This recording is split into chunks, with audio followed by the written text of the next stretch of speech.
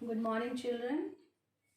I, Rukmani Dubey, is here with a new topic for you,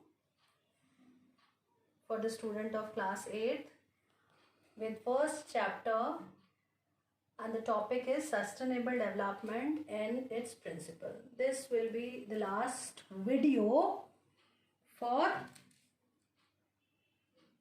this chapter. So in last video, I taught you about sustainable development. I explained sustainable development. I defined sustainable development. Sustainable development क्या होता है ये मैंने आपको बताया था. फिर भी आपको एक बार फिर से मैं बता देती हूँ what is sustainable development. Sustainable development का मतलब होता है carefully utilising resources so that beside meeting the requirements of the present also take care of future generation.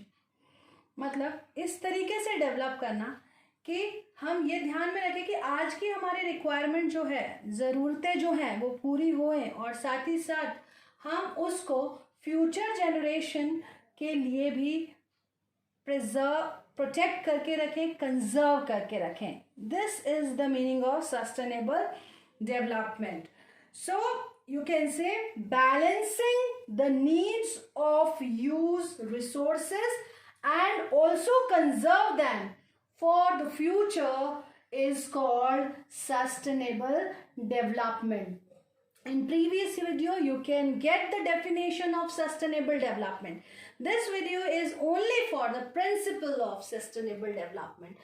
Principle का मतलब होता है सिद्धांत.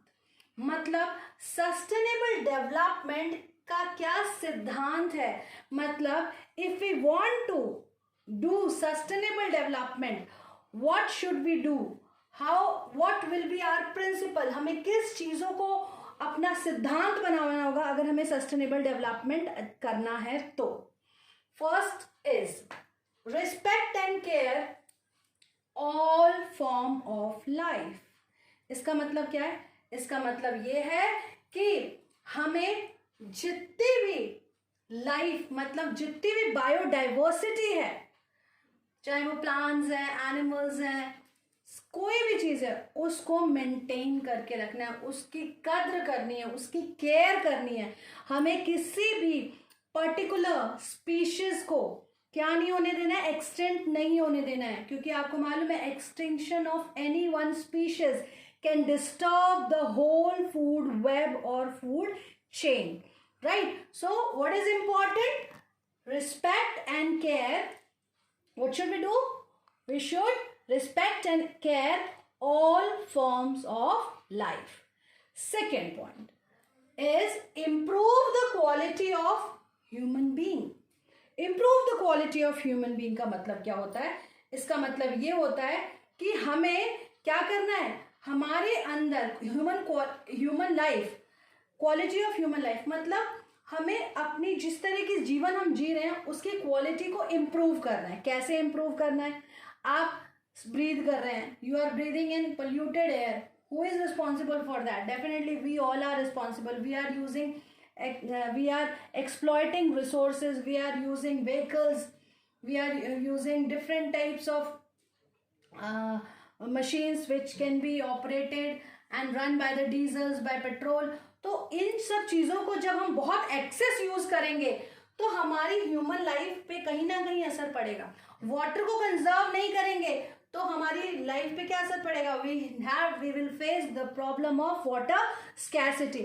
अगर हम सॉइल को नहीं करेंगे तो we will not get fertile soil to get good yield.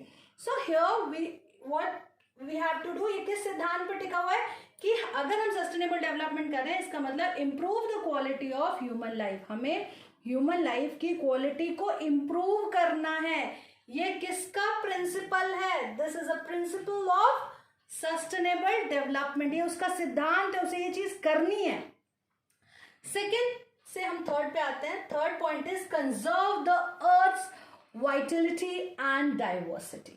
Vitality का मतलब होता है बेटा कंजर्व द अर्थ. अर्थ के तेज को, तेजस्विता होता है वो. वाइटलिटी का मतलब क्या होता है? तेजस्विता.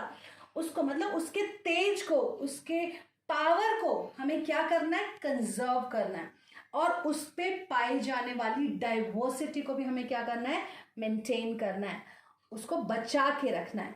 This is the third principle of sustainable development. Now come to the fourth. Minimise the depletion of natural resources. Minimise का मतलब क्या होता है, कम कर देना. बेटा सब कुछ हमारे हाथों में है, राइट.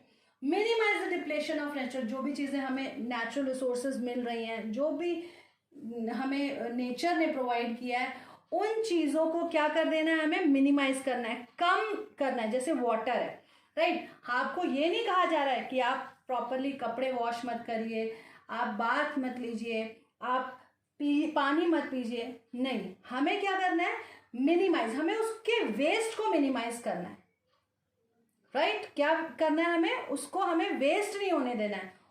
और मिनिमाइज, जिस तरीके से रिसोर्सेज डिप्लीट होते जा रहे हैं, डिप्लीशन हो रहा है, उस डिप्लीशन को हमें क्या करना है, कम करना है उसकी रफ्तार को, ताकि वो हमें फ्यूचर जनरेशन को भी हमारे मिले.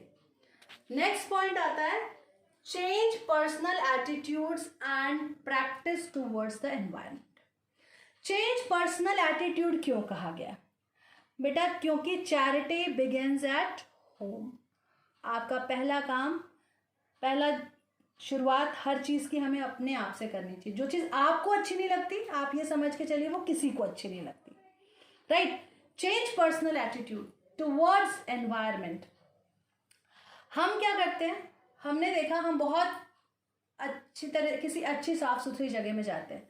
हमने देखा वहाँ पर कि किसी एक व्यक्ति ने, किसी एक पर्सन ने एक चिप्स का रैपर लिया और वहाँ पर फेंक दिया, राइट. उसकी देखा देखी 2 लोगों ने और फेंका, 3 लोगों ने और फेंका.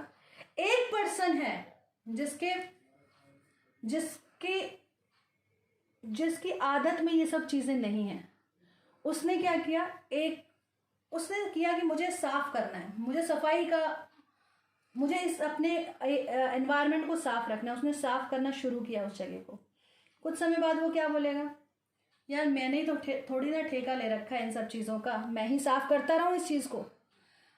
या फिर ये मेरा काम थोड़ी ना है, अरे कचरा सड़क पे पड़ा है, कोई कुछ भी कर रहा है, ये मेरा काम थोड़ी ना है, ये तो गवर्नमेंट का काम है, ये उन लोगों का काम है जो इस मोहल्ले में रह रहे हैं. ये आपको अपना personal attitude and practice towards the environment क्या करना पड़ेगा, बदलना पड़ेगा. एक गलत फहमी जो इंसान ने बना के रखी है कि natural resources are the free gift of nature, जिस चीज़ को आपको बदलना पड़ेगा. भगवान ने हमें जो भी नेचुरल चीज़ें, हमें गॉड ने जो भी नेचुरल चीज़ें प्रोवाइड की हैं, वो ऐसा नहीं है कि आप कुछ भी करेंगे तो वैसी ही रहेगी, वो भी डिप्लीट होगी, उसका भी डिप्लीशन होगा. तो हमें क्या चेंज करना है, हमारा एटीट्यूड चेंज करना है कि हमारे एनवायरनमेंट को सेव करने की, सेफ रखने की, क्लीन रखने की रिस्पॉन्सिबिलिटी किसकी है, हमारी है. And the last point is 6th point, enable communities. Enable का मतलब होता है किसी काम को करने योग्य बनाना. व्हाट इज एनेबल, किसी कार्य को करने योग्य बनाना. enable communities to care for their own environment. हमें अपने समुदाय को, कम्युनिटी का मतलब क्या होता है, समुदाय, सोसाइटीज, ठीक है.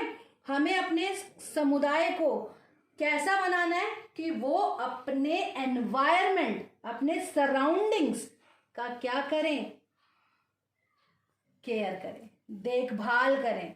कोई गलत कर रहा है, कोई पेड़ काट रहा है बेवजह, उसको रोकें. कोई बेवजह पानी फेंक रहा है, उसको मना करें, ठीक है.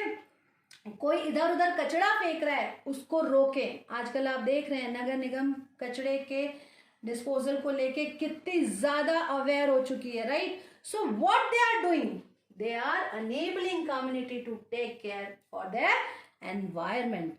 Are you getting my point? I hope these 6 points are clear. These are the principle of sustainable development. You have to draw this flow chart in your copy and I will give one question related to this topic, that is, what is sustainable development? Write their principle. So you have to write what? All these 6 points. So this is the last video of this chapter, and on Monday I will come with new chapter, right? I think it is land, soil, water and natural vegetation resource, right? ऐसा कुछ chapter है जो जिसमें किसी एक topic को मैं लूंगी. जैसे मान लीजिए अगर मैंने वाटर रिसोर्स लिया तो we will take only water resource and the related topic with water resource. ठीक है. तो बेटा आज मैं आप लोगों को बता रही हूँ, dear parents, students are not showing their homework on my personal number. Make sure they are writing every day. They are doing their assignments properly in neat and clean handwriting. Third thing कि बेटा आपको मालूम है जब भी school reopen होंगे हमारे पास इतना टाइम नहीं रहेगा कि we will revise all this topic या फिर हम इनको दोबारा करा पाएँ. तो ये वीडियोस आपके लिए इसीलिए डाली जा रही हैं ताकि आप इसको पढ़ के कोई भी डाउट्स हैं वो क्लियर करें. मुझे नहीं लगता कि किसी बच्चे को कोई डाउट नहीं होगा, लेकिन मेरे पास कोई भी ऐसा मैसेज नहीं आ रहा है. कुछ ही बस 10 बच्चे हैं 2 सेक्शंस में से, सिर्फ 90 स्टूडेंट्स में से सिर्फ 7-8 बच्चे हैं जिन्होंने मुझे अपना होमवर्क दिखाया है. ठीक है. पेरेंट्स से रिक्वेस्ट है बच्चों को के होमवर्क्स को अपडेट रखें, बिल्कुल टाइम टू टाइम करवाएं ताकि जब भी स्कूल खुलेगा एग्जाम्स होना है. और this is syllabus of first या प्री मिड टर्म, तो it will come in pre mid term exams, right? So write all the question and learn all the questions. Thank you and have a nice day.